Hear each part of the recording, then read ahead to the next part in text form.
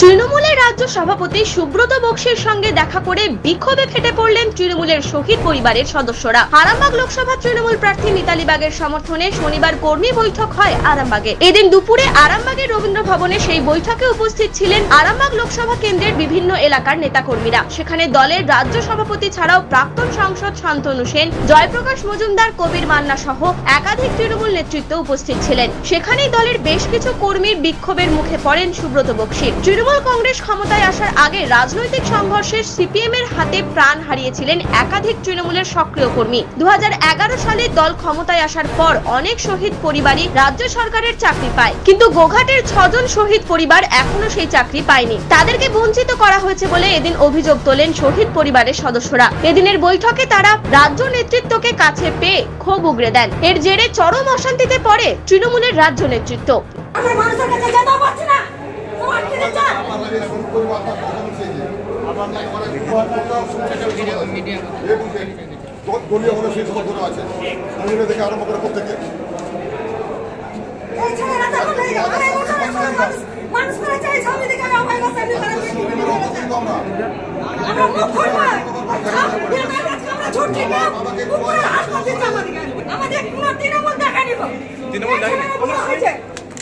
চাকরি নাই, কিছু নাই, একটা লোকের ঘরে কাজ করে খাচ্ছে, লোকের ঘরে পাঠ করে খাচ্ছে, কোনো একটা ব্যবস্থা নাই। কেন কে করছে না? আপনি কোন ব্লকে? আমি এসপির কাছে আমরা ছোট কুকুরের মতন কেউ একটা ব্যবস্থা করে নি গো। কোন দুনো মারবো নাকে সব নেতাদের কাছে তো এখানে আসছি। আমরা চিঠি দেওয়া তুলে এসেছি। চাকরি বলতে সমস্ত সুইপারের চাকরি দিয়ে গিয়েছে, কিন্তু আমাদের 6টা সুইপার আজও চাকরি পাইনি। 6জন সুইপার আজও চাকরি পাইনি। আমরা কুকুরের মতো ঘুরেছি। আমরা অভিষেক বন্দ্যোপাধ্যায় কাছে গেছি, কালীঘাট গেছি, আজকেও এসেছিলাম। চিঠি নেয়নি, বিভিন্ন রকম প্রশ্নোত্তর কথা বলছে। তাহলে আমরা কি দল করতে গিয়ে অপরাধ করেছি? তৃণমূল দলটা করে 12 বছর ঘর চালা থেকে শতাধিক কেস খেয়ে আমাদেরকে বলছে হ্যাঁ চাকরি সব হয়ে গেছে।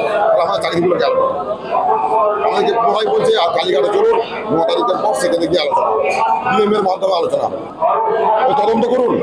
আজকে সায়েন্স সিটিতে আমাদের সমস্ত সুইপারের নামগুলো খোলাই করা হয়েছে। আমাদের এখন পর্যন্ত শহীদের চাকরি হয়নি 6 জন, বাকি সব চাকরি হয়ে গেছে। এই 6 জন মারা গেছে। 2000 সালে 2006 সাল নেতৃত্ব কি বলবে?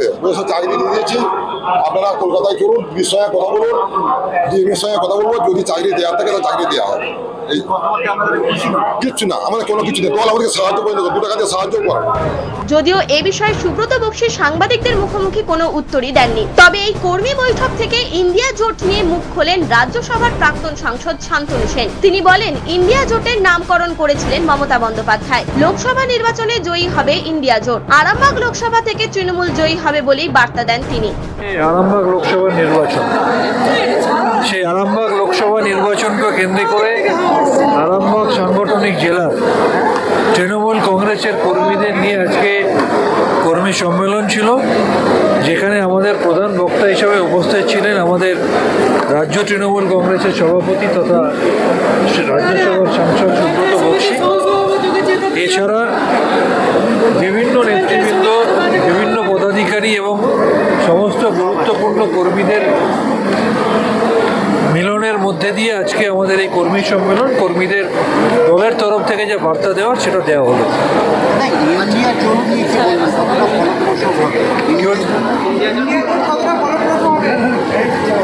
এই যে জোটের নামটা বলছেন, সেই জোটের নামকরণই করেছিলেন আমাদের দলনেত্রী মমতা বন্দ্যোপাধ্যায়। এবং আলটিমেটলি ইন্ডিয়া জোটই ভারতবর্ষে ক্ষমতায় আসবে এবং এই ফ্যাসিস্ট, স্বৈরাচারী, স্বেচ্ছাচারী, হিটলারি, তুগলকি যে শাসন ব্যবস্থা দেশে চলছে, যে জনবিরোধী সরকার, গরিব বিরোধী সরকার, মহিলা বিরোধী সরকার, যারা জাতপাত এবং ধর্মের নামে মানুষে মানুষে ভেদাভেদ করে, সেই বিভেদকামী সরকারকে মানুষ বর্জন করে ইন্ডিয়া জোটকেই ক্ষমতায় আনবে। আজকে শহীদ পরিবার এসেছিলেন, তাদের চাকরি দেওয়ার নাম হলেও আমাদের স্বয়ং আমাদের দলের রাজ্য সভাপতি মাননীয় সুব্রত বক্সি তার সাথে কথা বলেছেন। সুতরাং সে ব্যাপারে তারপরে তিনি বলার পর আমি আর কিছু বলবো না। নিউজ আজ বাংলা, আরামবাগ। নিঃসন্তান হওয়ার কারণ স্বামী বা স্ত্রী যে কেউ হতে পারেন।